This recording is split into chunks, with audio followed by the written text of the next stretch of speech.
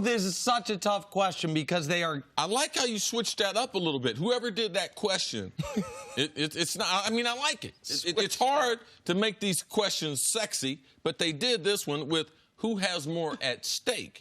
I love you so much, Chris. Switch it up. Love's a little strong. I just appreciate the audience. Just so you know, those things as well. Switch it up from about 5:15 this morning. That the meeting none of you saw, but it is a little different. So now everyone pull back the curtain. A little breaking the fourth wall. All right, they both have so much at stake. For Kawhi has nothing to lose here. Steph, if they win and he doesn't win Finals MVP. Or if they lose the finals and he doesn't play well, he goes backwards a bit.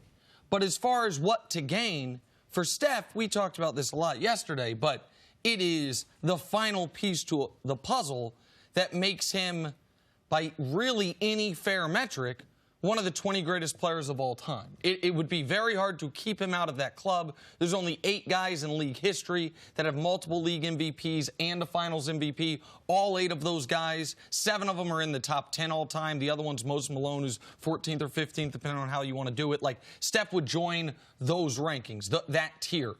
For Kawhi, it's a different conversation, but it's a conversation of all-time greatest playoff performers, because Kawhi, year after year after year, even when he was a young developing player, has shown when does he play his best basketball?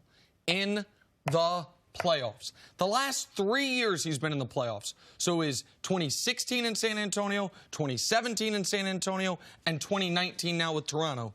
Those 3 years, he's averaging 28, 8, and 4 on 50, 40, 90.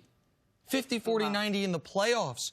A 29.5 player efficiency rating, which, take my word on it, that's Jordan and LeBron and Wilt and your list. So Kawhi, he doesn't have the full basketball resume and bona fides of, oh, he's one of the greatest players of all time, because he never won a league MVP, because this would be the first championship he's won as the best player, all those things. But he'd have 2 finals MVPs and multiple spectacular playoff runs. And one other thing with Kawhi, it does add a very interesting what if in NBA history, which is, wait, what if Zaza didn't hurt him? Would we have seen this version of Kawhi against these Warriors 2 years ago, and we were deprived of that in that moment? If Nick thinks Steph would take a step back if the Warriors won and he did not win the Finals MVP, could you say the same about Kawhi? If the Raptors win and he doesn't win the MVP, does he take a step back with how the league views Kawhi Leonard? I'm sure people that are a lot smarter than myself, they have all these simulators and all these tests, and they do all these comparisons, and I don't know how one of those calculations comes out, Toronto winning, and Kawhi Leonard is not the MVP. Yeah. I just don't know. I don't see Kyle Lowry scoring 25 a game. I don't see Danny Green getting 15 to 18 a game. See, Siakam would have to be average 25 a game. And Kawhi would have to be a role player. So I do believe Toronto, if they do win, Kawhi will be the MVP. And I could make a case that right now, if you look at what he's got to gain, I know Steph, he's got the MVP of the regular season. He's trying to get in a very, very exclusive class. But that's the history of the NBA. But right now in the NBA, does Kawhi Leonard, if he's not the MVP, does he not become the best basketball player in the world? Correct. And what if Kawhi decides to, I'm a team with KD next year? What a dynamic that would be. Those two, wouldn't they be the favorite to win it if they went to New York? Correct. So I believe that, man, what's going on and where Kawhi is, he's had so many big moments. And he is behind Steph as far as the accolades and everything, but he's played less. But he has something Steph doesn't have, and that's he's already been an MVP. If he goes back and is another MVP at this age, oh, my goodness. I just believe that both have a tremendous. I think Kawhi's is far more intriguing, and the storyline is better because he defeated a team that was trying to three-peat. 2 quick points. There is, right now you could bet, though, the Raptors to win the series at plus 225, And you can bet Kawhi to win Finals MVP at plus 260. To Chris's point, if you're going to bet on the Raptors, just bet Kawhi to win MVP. There is no scenario the Raptors can beat the Warriors without Kawhi being spectacular. So you're just getting more value there. So I don't think that is... I can't imagine that happening. If it did, it would mean Kawhi played really well, but someone on his team just went unconscious. Right. And no one would hold it against him. Just like I don't really think in the moment, people didn't hold 2015 against Steph.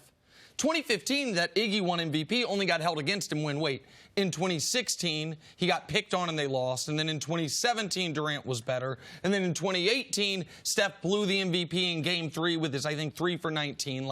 Then all of a sudden, it starts being a trend. But the other point you made is undeniable. If the Raptors win the championship, there is no asterisk, there is no interim, there is no question about it. Kawhi Leonard gets to be called the best player in basketball. That is, he will have gone through. Ooh. Joel Embiid, who's yes. the 8th best? Mm-hmm. Giannis, who's the 4th best? He's going to win league MVP. Steph, 2nd, 3rd, wherever you want to slot him. KD, if he comes back. Kawhi gets to be called the best player in basketball, and there's not the asterisk of, LeBron was hurt. No, Kawhi just takes it. And now we'll see if he could hold it, but that is an opportunity that he and he alone has. If Giannis had beaten him, he would have that same opportunity. That if he would have gone on to finish the whole thing off, Joel Embiid could have had that same opportunity out of nowhere. Kawhi has that right now, which makes this really intriguing for the moment.